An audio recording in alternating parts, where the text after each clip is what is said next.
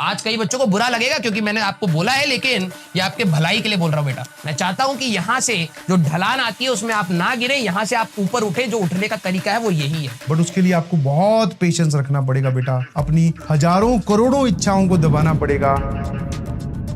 मैं आप सभी लोगों को बोलूंगा, प्लीज इट्स माय रिक्वेस्ट। देखो आप घर पे क्या कर रहे हो, क्या नहीं कर रहे हो, किस टेम्परामेंट में, क्या पता कोई बच्चा डिप्रेशन हो। जब पढ़ाई जा रही है तब तो सीरियसली बात कर रहा हूं मैं। उस समय आप क्या कर रहे हो? चुपचाप पढ़ाई करनी है बेटा। आप अपने आप को एक्सक्यूजेस मत दीजिएगा, मैं बता रहा हूं। अगर आपको खुद को एक्सक्यूजेस देने स्टार्ट कर दिया, आपको कोई नहीं बदल सकता, कोई नहीं बदल सकता। और उस तरीके से पढ़ाई करिए कि आप ये मान के चलिए कि अगले महीने आपका एग्जाम है जेईई मेंस। उस समय आप क्या करोगे? आप में से कई सारे बच्चे जो अभी मैं देखता हूँ कई बार बोलते हैं, सर इतना लंबा लेक्चर, इतना लंबा लेक्चर। बेटा मैराथन होगी ना जब, ठीक है, तुम बैठे रहोगे 9-9 घंटे, सर पढ़ाओ सर, हम पढ़ने के लिए तैयार है सर, तब ये नारे लग रहे होते हैं। क्यों? क्योंकि पूरे साल नहीं पढ़ा। बहुत ही कम बच्चे होते हैं जो सीरियसली बैठे होते हैं, नहीं तो मेजॉरिटी बकैती कर रहे होते हैं वहां पर। उस समय क्यों पढ़ने का मन कर रहा होता है? आज क्यों नहीं कर रहा? क्योंकि उस समय एग्जाम आ चुका है पास में। इसलिए मैं सर आप 12 घंटे पढ़ाओगे ना तब भी पढ़ लेंगे हम। आज क्यों नहीं पढ़ रहा भाई 12 घंटे खुद से? 3-3 घंटे अगर टीचर खड़ा है, तू क्यों नहीं खड़ा है वहां पर? क्योंकि सर अभी टेस्ट नहीं है ना।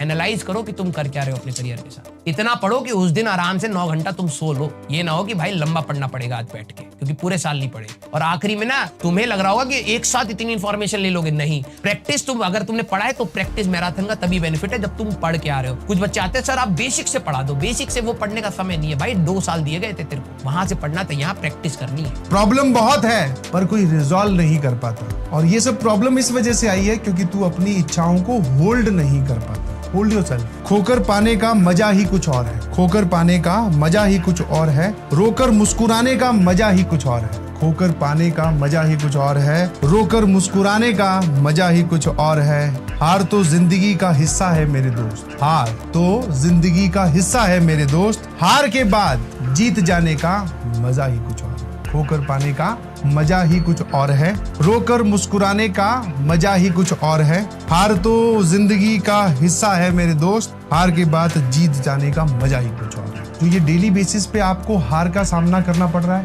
कभी कभी होमवर्क कंप्लीट नहीं होता, कभी कभी सवालों पे अटक जाते हैं, कोई बात नहीं। इन्हीं छोटी छोटी हार के बाद में बड़ी जीत आएगी। बट उसके लिए आपको बहुत पेशेंस रखना पड़ेगा बेटा। अपनी हजारों करोड़ों इच्छाओं को दबाना पड़ेगा। अपने आप को ये बार बार समझाना पड़ेगा कि हाँ, ये जो स्क्रीन पे दिखने वाला इंसान है ये हमारा भला चाहता है और ये जो बोल रहा है हमें ये फॉलो करना चाहिए। अगर आप इस बात को समझ गए तो रिजल्ट की ओर बहुत जल्दी से बढ़ोगे। आज कई बच्चों को बुरा लगेगा क्योंकि मैंने आपको बोला है, लेकिन ये आपके भलाई के लिए बोल रहा हूँ बेटा। मैं चाहता हूँ कि यहाँ से जो ढलान आती है उसमें आप ना गिरे, यहाँ से आप ऊपर उठे। जो उठने का तरीका है वो यही है। जिसका लक्ष्य बड़ा होता है उसे तकलीफों का एहसास कभी नहीं होता, और जिसे तकलीफों का ज्यादा एहसास होता है उसका लक्ष्य कभी बड़ा नहीं होता।